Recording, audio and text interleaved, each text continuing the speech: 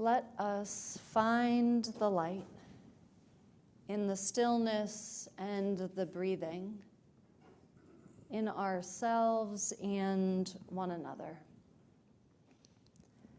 Today we turn to the light, the message, to Hanukkah, whether we are Jewish, Unitarian, Universalists, or not.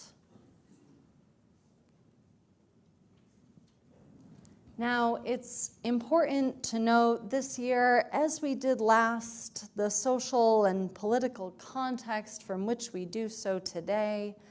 It's important for us to raise awareness that the Jewish people exist as a religious and ethnic group and as a multicultural, multiracial people.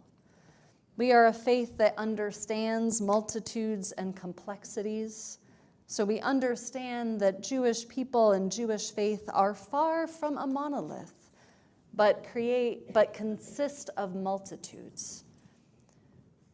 We name today especially that Jewish people have a wide range of opinions on Israel and Palestine, and about the importance of celebrating, as a part of Hanukkah, the victory of the Maccabees, who were traditionalists, in a battle between traditionalists and modernists. The battle whose ending brought the celebration of Hanukkah was a battle between Jewish people about how to exist in a modernizing and multicultural world. Now, it's important to note that it was actually Christians who canonized the wartime story in their holy book, found in Maccabees. The ancient rabbis of the Talmud instead told the story we know and that we heard this morning, though without our bird friend, but told a story of light, of a miracle, of oil that should have only burned for one day, lasting 8.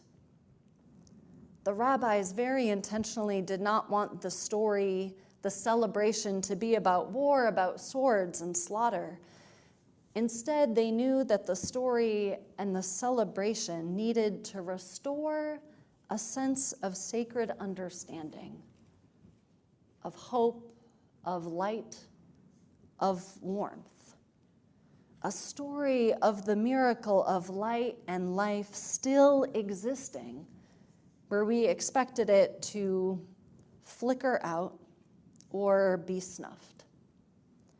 A story to bring us back to the sacredness of life and light and our duty to protect them.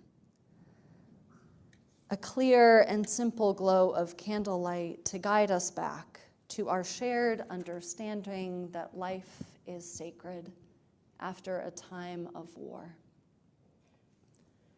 Now, this is why I found the Ziz to be the most rigorous and accurate storybook I could find about Hanukkah.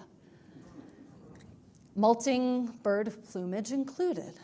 Now, did it retell the story of war? No. Was it historically accurate?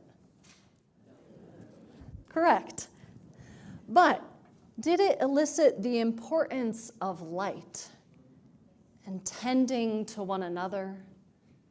The importance of sharing what we have and protecting and caring for one another, for other beings? Yes. Let us not be fooled that fanciful narratives lack rigor, when sometimes they are the most deeply true and rigorous. Animals gathered to the Ziz for the light, for the practical capacity to see, and maybe the temperature and warmth it provided. I'm not sure how much heat was coming off of that lantern. But they also came for the warmth of gathering together, right? The feel of it, the vibes, the energy, the importance of being together. Now, light is a pretty amazing gift. The Ziz and the mice and all the creatures knew this. And so I was inspired to do a tiny bit of research myself, which those of you who are scientists will tell me is not full and accurate, and you will be correct. But light, I probably knew but forgot, is the most fast of anything in all existence. The very most fast thing. What a powerful, deeply moving reality that what we need for vision and warmth and light is the fastest thing there is. How deeply true and right that is. How beautiful for us to remember that truth about our world. Now, light, I also discovered, has something called wave-particle duality. Now, bear with me. This means it behaves like a wave when propagating and a particle when interacting. So, when propagating, when spreading, it's like a radio wave or other perhaps invisible but existing waves to us, energies perhaps felt or heard but not tangible. But when meeting, it feels like a particle, like a tangible thing. It refracts, it touches, it bounces off of. It is real, it is tangible, it interacts. You might see where I'm about to go with this. Light and warmth might be our feelings that we get, our waves. When light spread, it creates warmth.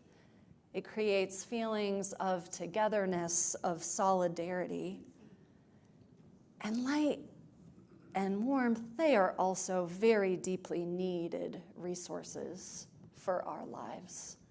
Light to see by, to cook, so we know that we're eating corn and not cucumber, right? Warmth so that we can sleep safely and be safely.